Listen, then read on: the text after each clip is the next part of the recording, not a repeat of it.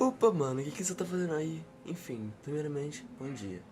Era pra eu ter acordado mais cedo, só que eu não consegui, porque o celular não despertou.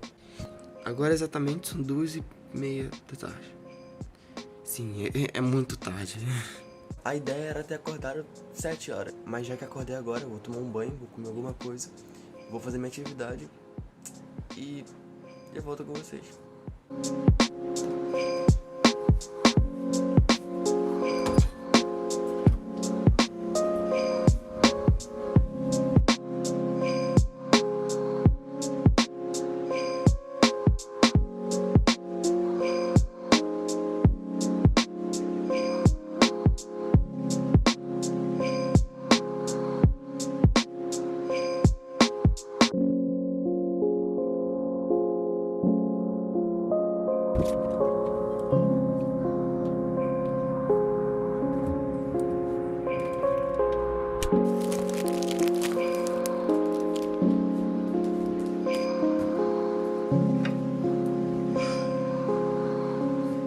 Eu vou tomar leite com Todd, já que não tem Nescau.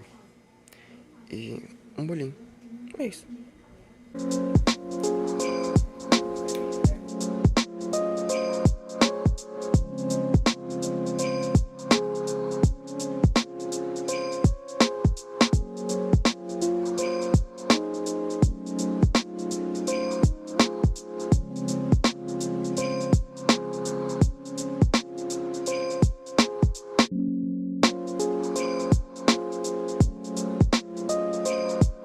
Opa, mano, já comi.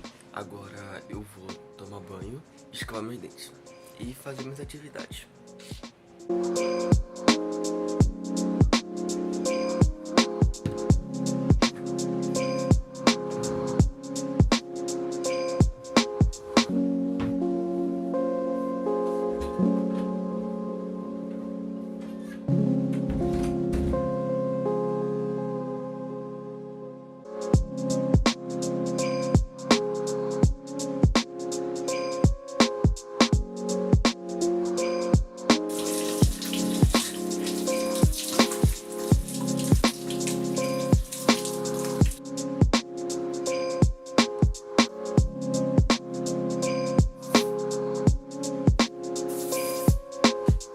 Ai, pronto. Eu vou fazer minhas atividades, vou estudar. E basicamente isso. O meu dia. Depois eu vou ficar vendo vídeo no YouTube e estudando. É isso. Tchau, obrigado por assistir e até o próximo vídeo.